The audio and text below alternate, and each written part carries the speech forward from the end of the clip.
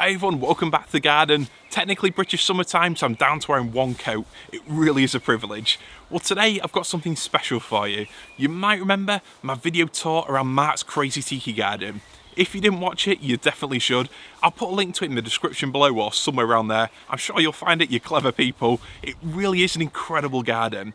For a start, it's got that beautiful circular design theme, and then a full-on Bali inspired jungle area packed full of huge leaves, massive exotic specimen plants, huge palms, and then there's the greenhouse. A heated tropical greenhouse, home to rare houseplants from all around the world, unusual climbers. I am ever so slightly jealous of what he's done with the place. Well, today we're going back, and this video was actually filmed last weekend because Mark posted on Facebook a couple of photos of a fruiting banana, which is definitely a rarity here in the UK, and I really wanted to share it with you. But when I got there, Mark suggested that we actually film more of the garden to show more of the realities of growing a tropical style or exotic garden here in the UK, especially following a cold winter. Mark's garden then isn't very far away from mine, but it's safe to say as you look round it, you'll see he definitely hasn't been hit quite as hard as here, perhaps more sheltered this winter. But interestingly, Mark uses very minimal winter protection. In fact, pretty much none at all. So when we walk around the garden, you'll see what these plants actually look like in a northern garden here in the UK after a cold winter. And it's interesting to see the plants that he didn't protect which simply didn't need it, the ones which look bad right now, but experience tells them they will bounce back, and thirdly, the lessons that he's learned from this winter, which might lead to some winter protection actually going on next time round. Hopefully it's an interesting chat about the hardiness of plants, about the importance of choosing the right plants for your location, trial and error, and how us exotic gardeners can often mollycoddle our plants, overprotect them when it's simply not required, loosely peppered with some very weak banter, very weak. And I think also another theme running through it is the fact that it's not a bad thing to share gardens when they're not perfect. No one's garden looks pristine and perfect all year round, and if it does, then you've got too much time on your hands. So personally, I think it's great that Mark's actually let me go around for a video, show the garden off, and I hope that the reality and his experiences and lessons from this winter help you guys out. And on that note, I should say, the filming isn't quite as professional in this video. The camera works a bit all over the place, there's wind noise in the microphones, and I even trip over at one point. But in the spirit of sharing the less than perfect, I thought I'd throw it up anyway. So I hope you enjoy the video and keep watching for that amazing banana plant at the end. Enjoy. So let's head to the banana bed. Let's see the state of it then, Mac. Yeah, winter destruction. So a good opportunity to see what happens when you don't protect your bananas, which is something which I haven't done now for 4 years. Never protected them. There's always been too many of them to bother going out and wrapping them in fleece and straw and chicken wire and all that. To remind people what this looked like last summer, or it was early autumn, wasn't it? I'll just put a quick video up on screen so you can see how full this bed looked. This is the reality of not protecting it in winter, and at the minute it doesn't look great, does it? Everything's down to the ground. But are you optimistic that things are going to bounce back? Very. Yeah, I mean, you can see this hasn't been protected at all, to the point that all the leaves, trunk, everything is still there. Once there's new growth, and the growth will either come from any remaining stem or more likely the base, but what's probably 20 bananas here will probably turn into the guts of 80 because they'll sprout pups from the base. Do you find they pup more readily if you've got, if you don't protect them, if you let the main trunk die? Well, you can see, I'll walk around and show you. This is 2 years, last year's pup from here, there. So they all have their original growth point and then the pups spread from them. And I've always found that the pups the following year are bigger than the mother plant, I'm going to say, year before. So even though right now this looks like the Somme, it will be back bigger than ever. With a vengeance. When everything kicks off. The cannas have gone the same. Yeah. The collocaceas have gone the same. So it's literally everything left in the ground, nothing mulched, just literally left to it. I'm far too lazy for this stuff. I mean, to be honest, I did protect my Musa basjoo with fleece. You might have seen that in a video last week, and mine don't look much different to these. I mean, they're probably a little bit firmer at the base, but other than that, it basically did nothing. If you open your garden for the National Garden Scheme in June, and you absolutely can't tolerate the idea that you've lost any height whatsoever, yes, and there's some then benefit in protecting. absolutely protect them. Yeah. If you are trying to do a tropical garden, but you have a 40-hour job and kids and other stuff to do, yes, this is an example of what it'll look like, and this is the face of someone who isn't bothered. Yes. Because it's going to grow back, and you'll see later in the year that it grows back to just as good, if not better, than the year before. Plus, you'll be able to have divisions, and once your pups have grown, once they've grown big enough, maybe a foot, 2 foot, 3 foot, you can chop that bit off, stick it in a pot, and then you've got more plants for your garden. Even more you can plants. give them to other people who you're trying to give them the tropical bug. Yeah, give them the gateway drug to it. Yes. Yeah, or you can sell them, you know. It's the marijuana of the tropical world, you know, before you get onto the harder jelly palms. And, get started with a basjoo or something. Get started with a basjoo and then, you know, work your way up. So just to clarify, these are Musa basjoo, aren't they? The hardy banana, or in These theory are Musa hardy, basjoo, hopefully. yeah. We've got cannas, a mixture of cannas down there, and then I think we've got persicari, haven't we? There's red dragon at the front there. Don't know why I'm pointing to the camera because you'll literally see nothing. Yeah. But essentially, these are all plants that give that packed jungle look. Yeah. You haven't protected them at all. Nothing. We'll come back and look at this later in the summer and see just how much it's transformed. Yeah. But it's interesting to see this at this time of year, because when I came last time, you really had to push through here. It was a case of battling through the grasses and the cannas. It's definitely a different story now, but I think we'll be even more amazed by the transformation as the months go on. I'm excited to see how it turns out. Can we have a look at your tree ferns, just see how they look? Sure. Another dose of reality after this cold winter. Yeah, the other thing is this yucca, which the name fails me, these growing points have died off, but they will reshoot from the sides. Yeah. Cast iron plant, Aspidistra, incredible. Anyone who thinks it's not hardy, it is. Here's a little bit of outside Spanish moss. Yeah. That has been outside untouched all year. It's looking worse for wear, but there are back. some bits, so maybe. Euphorbia looks similar to mine. Is that mellifera, that one? This is mellifera, yeah. And again, you can see new growth down at the base. Yeah. This almost would be better off being chopped right down. Yeah. And just let it regrow, because it'll come back bushier and happier.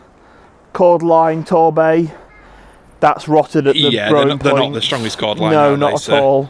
The Echeveras, they've died. But the Brahea armata, that still looks good, doesn't it? Which is reassuring. Yeah, and again, the other one over here looks really good too.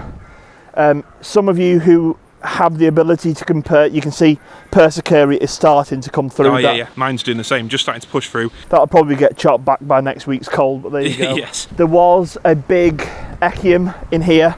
Yeah, I can imagine how that went. Yeah, mine did the same. But generally speaking, looking through at the palms, other than a bit of damage on the phoenix, which again is to be expected, they do look pretty good. Yeah, as we've alluded to in the past in our first sausage party video, it's about creating microclimates as best as possible. Yeah. And so by having this area underneath the trees, what would normally be a canopy, it has given a degree of protection. This is how tree ferns look. That's probably the worst example there, isn't it? So this is tree ferns in winter in the UK. These guys have had absolutely no cover whatsoever. I mean, to be fair, yours looks substantially better than mine. You've actually got green for a start, but I guess that's the trees and your particular garden sort of environment, isn't it? This is about as much as I do with my tree ferns in the winter. And this is the reason that I sited them in this location. Yes. See all this? This is the leaves that have fallen out of these trees. So that's essentially what happens to mine then. They just top it up with straw, but you've got that many trees around here, you don't need to, do you? Yeah, and there are knuckles down in that You probably base. shouldn't be taking all that out before, the next lot of if freezes. if you can see, there are knuckles in there that are ready to come out. Do you start to sort of check for them around this time? Is that what you do, or do you just sort of leave them until they're pushing the leaves out? A couple of years ago, I used to get excited about these things and come out and check them. Yes. Now I know it's coming. Yeah. And it's so early still. Oh, definitely. I've got to say, while we're here, just very quickly, the Fatsia, they look pretty great. The Fatsias are looking cool, yeah. Remind me of which variety that one is, Sam. That's not a test, I'm not sure myself. Thank you for highlighting that. I don't remember yet again. Well, I didn't remember on the last one. I think it's a Japanesey name. It's the one where there's two different names for it, isn't it? But yes. Yeah, we'll ignore that for now. I mean, Pseudopanax there, we know that. Moa's toes. Moa's toes, yeah. That's come through really well. That's very happy. Brassiopsis at the back, that's completely defoliated, but it's still a nice stem that's going to do fine. Rhododendron you said with confidence. Yeah, Rhododendron Grande, that's looking happy Again, as well. That looks better than mine. To be fair, I've got to say, going through everything, it all looks pretty decent. I've lost a couple of flaxes. This Pseudopanax chainsaw growing point seems to have died, but it'll hopefully pick up, might even split. Schefflera, macrophylla. Yes. Nothing whatsoever. Wow, I'm actually really impressed by that because my Schefflera's look incredibly rough this year. Alpina's looking fine. Rhododendrofolia is in here. I've not quite had a chance to look at it yet. It actually looks like that's died a death. Yes, it has. Yeah, Gunnera's starting to come out. But again, my Gunnera has just never done very well in these beds at all. So we'll just zoom in. Yeah, it's quite a small specimen, isn't it, Mark? Not to emasculate you. But no, that's all right. We can't all have them as big as you, George. Yeah. But looking around, I've got to say, your Scheffleras, they look incredible, considering what we've had. I think our garden is, well, it's definitely not as sheltered as yours, but it definitely shows where you've really tried to plant under the trees, give everything the best spot possible. It's absolutely paid off for you, hasn't it? Well, we always do go on about right plant, right place, and trying to think about where these things have come from. I mean, they're from New Zealand, they're from Australia, they're from areas where they're grown under canopies. So if you can, put it under a canopy. And, you know, I saw someone recently talking about a tree fern that they said, will it be okay? And it was a brand new tree fern, just come off the boat. You know, their summer's now our winter's now their summer. They're going to be jet lagged, aren't they? Yeah, I mean, someone was asking, is it going to be okay without water for a week? It's like, well, it's been without water for 3 months, so yeah, it's fine. I mean, playing devil's advocate though, this is the time of year when it's worth, if it hasn't rained, giving them a bit of a top up, but I can see yours, they look well watered. It's rained today, hasn't it? It's been raining pretty much the past week solid. So yeah, and the irrigation system that's in the top, it is going again now. Yeah. But you can see around here, there are some that haven't been irrigated. Yes. This is the secret garden, isn't it? This is probably what everyone else's look like. Yeah, this is largely what mine look like right now. And I don't think it's necessarily to do with the irrigation, but... No. But that being said, I can confirm there are knuckles there. Yeah. So even though they probably haven't had anywhere near as much TLC than... They've not had the irrigation on them all the time, have they? Yeah, and I mean, without... So I guess really one sort of finding is if you keep your tree ferns watered in winter, as roughly speaking, it takes the stress off them a little bit and it helps reduce the winter damage, doesn't it? These tree ferns are they are watered for the entire winter unless it's freezing. Got you. Yeah, and that's generally what I recommend myself. And I think looking through there's quite a mossy base to that one. So that shows that, you have got the right kind of location for them. You can definitely make your life easier choosing the right spot, but equally, if we get a dry winter, it's well worth watering them. And I suppose the point I'm trying to make is that you don't have to be out with a Hessian sack and a ball of fleece, keeping an eye on the thermostat. These plants are tough things. The natural environment they come from, it gets cold. Okay, it might not get... It sees occasional snow, doesn't it? Yeah, it might not get as cold as we've had this year, but they get cold. Yeah. And so I do genuinely feel like everyone mollycoddles them far too much. Yeah, I mean, don't get me wrong, if there was a, say, -12, -15 forecast, I'd be out completely wrapping mine, but... If we had regular -15s, I probably wouldn't have bought them. Well, to be fair, that is the other thing, isn't it? If you live somewhere as cold as that, they're not the best sort of choice, are they? No. On the subject of choices and tough plants, I think we should go and have a look at those cycads and see how they're doing. Sure, yeah. So, again, something which hasn't had any protection whatsoever. Believe it or not, these plants looked worse when I originally got them. So I got these originally from a garden centre nursery in York. Yeah. They were completely defoliated. Got you. And so They have thrown two sets You of took fronds. a chance on them, didn't you? I took a chance on them, got them, put them in, watered them, fed them. Last year I gave them shelter. This year I didn't. But again, these plants should bounce back. Yeah, I mean, they're a prehistoric plant. You could argue they've survived for millennia, but equally that's in the right sort of spot, isn't it? Whether that's, you know, a sunny little raised bed in North Lincolnshire is a different matter, but... I still don't think they are architectural, they're structural. Yeah. They are probably the only regret I have this year for not actually covering. Yeah, but equally, if they do flush this spring, you know, within a few weeks, they look almost immaculate again, don't they? Absolutely. So. And this is last year's flush, which doesn't look as bad as the external. Yeah. And I have, like I say, when I got these plants, they were completely bare. Got you. So I don't have any particular stress or concern over them. The growing points are still really quite firm.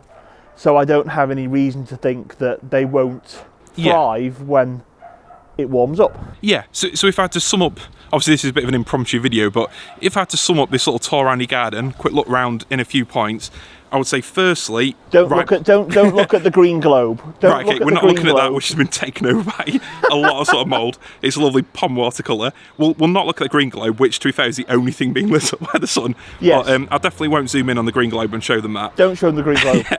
But other than that, I think right plant, right place.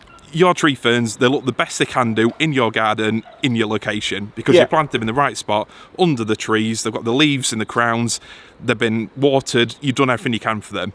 I think when it comes to Musa basjoo, the important lesson there is you don't have to protect everything if you're reasonably sure it's going to come back. And you know those, you've proven it yourself in winters before, you could have an amazing tropical display without needing to worry about fleece or anything like that. You know the plants are tough here. But then equally, when it comes to plants like these sagos, they admittedly don't look the best. So if you want these kind of plants to look green all year round, you need to protect them. But ultimately, if you take your chances, a lot of these kind of plants can actually prove themselves to be tougher than you might expect. This whole thing that we're all doing is a learning curve. Yes. And we're all trying to learn off each other. And I have learned that if I'm going to protect anything, I'd rather protect this now. Yeah. In the same way that I've protected the beds over here, We'll have a look over. The dry bed, so to speak. I should say we know everything's not perfect, and I do appreciate you actually showing things a bit of reality, how the garden looks at this time of year. Well, you know, your failures as much as... I think it's important to see that not even a garden that can look as, you know, I mean, I don't think my garden's brilliant by any stretch of the imagination, but... Oh, no, it is. I mean, look at the amount of comments on the video. People love your garden, but I think equally, when you watch it, sometimes when you see a garden that's been tidied up specifically for a summer occasion... Well, it's not real life, is it? Oh, no, exactly. It's easy to think it looks like that all year round, and, you know, it must be, you know, must take 50 hours a week. You don't mind, like myself, you don't mind leaving parts of your garden to it, and then you have like a mad spring clean-up, don't you, I imagine, just tidy up each section. Look at these Apuntias. Look at so this one died a death. Yes. Treated no different to this one, which is alive and well. Yeah. There's no rhyme or reason to it. Some plants just die, regardless of how you treat them. I know that there is no cover over here now, but all winter long, this has had a full set of cover. It's been completely protected from cold, wet, rain, snow, sleet, everything. So in theory, you've done everything that you could reasonably do 100%. Without heating it. Yeah. Yeah, 100%. And so this is an example of, you know, even if you do protect everything as well as possible, some stuff it just dies, you know. Yeah, I mean, you can have a look at the sort of pessimistic way, which is that some plants just don't want to live, or apparently so. Or you can look at it the other way and say, it's not always your fault if a plant dies. There's a lot of variability. They can come from different locations, can't they? Yeah. There can be a lot of different forms of a plant, can't there? And sometimes it's just that spot, that soil, it just doesn't work for the plant for whatever 100%. reason. Yeah. And you also learn over a period of time that there are certain things that you just do not bother with. I don't bother with aloe polyphyllus anymore. They just die. No matter what I do, every time I get one, it dies. Yeah. So you learn, and it's a difficult one when you're starting out and you might have a budget to work to where you buy that perfect plant and it has to go right. Yeah. And I saw an example, I can't remember what site it was on, but someone had spent 250 quid on a massive cord line. Yeah. And it died. Well, you could have bought one for a tenner, stuck it in, and in 3 years' time, you'd have had Yeah. a better rooted, healthier plant that's more likely to stand the winter. And these, when I first started my channel, I did a few videos trying to put the most practical methods of actually improving a tropical garden. I think that's where I actually heard it from. It could have been a very, very wise young man you Yeah. saw back in the day. Oh, he wasn't wise back then. Oh, no, definitely. Still isn't now. But I think the two things that I did say, firstly, plant small. Plants settle in better. They soon grow to the same size. But it's one of those things, it's hard to actually do it in practice, isn't it? You see a big specimen, you think, I'd love to have my garden. I don't want to wait. But you really sometimes have to think, no, I'm going to wait. I'll get a better plant in 5 years' time and save a lot of money. I mean, we've all had an unnecessary jump when we've seen a large specimen before, haven't we, George? But still, anyway. I'll show you the greenhouse. Well, that's what they really want to see, isn't it? Yeah. This bit of tropical paradise, a little slice of real jungle hidden away. I'll tell you what, I'll put my other lens on the wide angle and make it look even bigger. The only problem is it might make your banana look a bit smaller. Happens. So, wide angle lens on. Welcome to Matt. Wait, you're tripping over. Look at that. That's an actual hazard bag. Yeah, sorry Trying to about stitch that. me up. You wouldn't do that to Chris if he came round, would you? Well, no, absolutely not. No. He gets the red carpet treatment. Yeah, I mean, I should really chop this out, but I won't. I'll leave it in. Call me. Welcome to Mark's tropical greenhouse. And to be fair, everything is looking pretty amazing. Saw your picture on Facebook this week, and I thought I'd come and stroke your ego even further by doing a little video looking around. He slid into my DMs pretty quickly after that. It's a bit, again, it's anyone who's seen the photographs, I put a couple on the group. Yeah. Because it really irks me when people put pristine videos and they don't actually show what it looks like. Yeah. So there's a picture of the sheer devastation of a winter trying to do this, and I alluded to the last video where I said that, you know, this was so hit and miss because there's no one else or very few people doing anything like this other than huge companies that have got ground source heat pumps. Or sort of public greenhouses. Even absolutely. then, they don't push the boat as much as you do they? So the reality is that this greenhouse was heated in the coldest weather possible. So just to sort of reiterate, this winter, I guess you saw similar temperatures to us because we're only about 15 minutes down the road, about -7, and then we had a week of freezing before Christmas. Yeah. Then another week of sort of freezing temperatures in January, and then another blast in March, didn't we? So those were the times where this heater, Phoenix heater, BioGreen Phoenix, yeah, is it? Yeah, BioGreen, brilliant heater. Yeah. Very worthwhile investment. I got a spare one if it ever broke down. It got flicked on. Yeah. But at 66p an hour for 24 hours for a full week. It's a bit ridiculous to keep it going. 150 quid a week yes. to heat this place. A week, yes. So I would probably say that to heat this greenhouse across the entire winter, it's probably cost me about 450, 500 quid, which is considerably less than what it would cost. To some people, that's obviously a big number, but you're growing plants here that are definitely experimental. But to others, it's that amount of money a year, it keeps... It's a lot of money, and over the years, I've tried to mitigate those costs by... This copper pipe work was for a motorhome boiler, which didn't work. I used to have heaters in the floor grate, which got flooded and they bust. Yeah. And my genuine experience for anyone who even considers doing anything like this is that I have found it makes no difference whether you heat it or not. As in whether you heat it constantly or just for the coldest spells. So the coldest spells, I put it on probably more out of fear than anything. Yeah. Speaking to you before the video, everything in here is probably the kind of thing that would live quite happily in North America.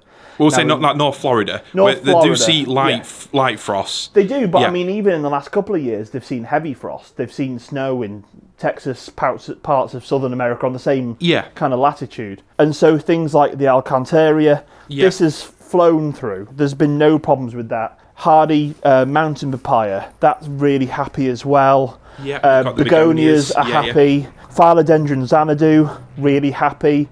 Pothos, fine. So obviously, to a lot of people, these are houseplants, aren't they? They are. They might just see them as houseplants, simple. And it's a very, very well draining mix. Yeah. But in the winter, when it's cold, I would water this place thoroughly. Once a month. So the humidity's still going to be there, isn't it? It's not kept completely 100%. dry. And there's a water bowl here as well, which is usually full with a heater in that causes slow evaporation. So it is humid in here. I don't have a problem with pests or spider mite or anything like No. that. Monstera, very happy. But this year, I lost an untold number of Vanda orchids, loads of philodendrons that I bought last year. Yeah. And you do get a feeling, and this is a bit of a simile to outside. You look at these pages where people are talking about zone pushing, Yeah. and they put a palm outside that's like a Livingstonia. Yeah. It's got absolutely no right to live in this country. Yeah. Why would you bother? And so there's this stuff in here. I've learned some stuff that works, some stuff that absolutely doesn't, and So obviously today's video is just a quick one, and ultimately there's not been many people attempting to grow a kind of heated tropical paradise like this in a greenhouse. No. But the same sort of take-home lessons across this in the garden apply, which is, firstly, it's an evolution, isn't it? It's a process. You start by planting all the plants you want to plant. You soon find out that some aren't happy, no matter what you do. Yeah. And that simply they're not worth, without being too callous. No. They're not worth putting in the effort, paying an extra £1,000 of heat in a year just to keep them alive. Whereas others, you find, are actually surprisingly resilient, like the bromeliads and the begonias. You tend to find these are the plants that work. They're good doers. They can do their thing with minimal extra care. Yes. And those are the ones actually going forwards form the basis of your display, don't they? absolutely. And I think what I've learned is that the things that are happy in here are things that would be happy outside in our summer. So Yeah, that makes sense, yeah. People have Vanda orchids outside for our summer. They have Spanish moss outside for our summer. People even have spider plants outside for our summer. Yes, myself. Passion flower, you can see, is very, very happy. That's kind of going all over the roof, isn't it? Yeah, so that's formed a huge mat. And right at the very top, there's also a bougainvillea, which You is see in some flower. flowers right up there, yeah. But speaking of flowers, Yes, there is something, the purpose of today's visit, this baby up there. Now, Yeah. it does look a bit small, so I'm about to get in close, but you know what it's like with angles, don't you? I'd rather you didn't focus on my small flower. But so this is the Musa ice cream blue Java, Yes. which was an import from Florida, has pupped from the base.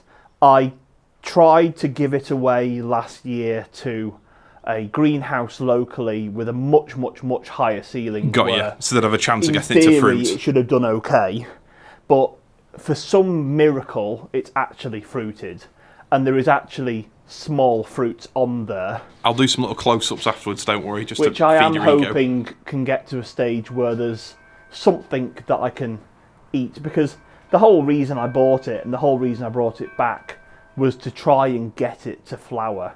So I'm very pleased that it has. I'm also very pleased it's thrown some pups off as well. Oh, definitely. It's doing really well, isn't it? It's quite cool, but a flowering Musa ice cream blue Java in this country, I think, is quite a rarity. And it's like I say, every roller it's pushed out has hit the ceiling. It is literally on its last chance, isn't it, to flower, and it's done it, which is pretty amazing, isn't it? Yeah, it was a bit of a shock when I saw it.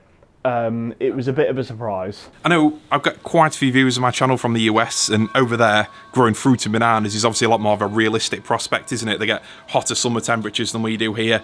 But over here in the UK, well, most people grow bananas and banana relatives like Musa and Seti for just decorative reasons, whereas to see one actually fruiting that you can eat really is something special, isn't it? Yeah, I mean, in the UK, getting excited about a fruiting banana is, in America, you probably won't get too excited about it. Over here, it's a rarity, that's for sure. Definitely. I mean, I had a Musa Dwarf Cavendish, and that nearly got to a fruiting size, got to around 2 metres tall, but then it just got too big for my conservatory, and it didn't fruit that summer, and it didn't make it. So this one here, it's doing really well. Excellent. What's your plans this summer then? Not in general, I mean, garden-wise. Going on holiday here. No, so there's an awful lot of bedding plants which will soon come out, obviously. Yeah. Annuals will go in. Yeah. Everything will recover from winter. This is a year where I want everything to grow. Yeah. And I want to see how everything looks. Got you. The structural plants and... I don't have anywhere to add anything, but I'm sure I'll see a few places where I think, I need one of those. So I will add to it, but an awful lot of this year is going to be growth, and I'm really interested to show people through my own experience kind of how these plants can bounce back, how they can develop, and taking a lot of offshoots from the basjoo, growing plants on, selling them on, getting people to come round, teaching them about the garden. And again, it's that gateway drug, like we mentioned. Get them a banana, let it grow, see how easy it is. Get them and hooked, then, you know, it gets more people into it. In Definitely. terms of in here, no plans. The plants that are here will hopefully thrive. And again, as we've alluded to, I've learnt over the years, no matter how many of the plants that I buy that I'd love to grow, these are the plants over the last 4 years that I found that have proven themselves. Are proven winners. They grow, they're happy, they don't require a lot of care, and yet even after an awful winter with minimal help, they still look pretty good. Excellent. Well, I think we'll leave it there for today. Thank you for a quick impromptu tour around the garden. No problem. And I'd like to come back late summer if possible and see just how everything's done and, yeah, check it all out. So it depends if Chris calls or not, but yeah, I'll check it. I'll check the diary. Cheers, Matt. See you later. Cheers, mate. Well, I should actually ask, is there any genre of music that you'd like a little montage this video to go out to? You've really put me on the spot now. I certainly have. I quite like country music. Do you? Yeah. Oh, well, we'll see what happens then. Bit of Taylor Swift. Yeah. Nice. See you later.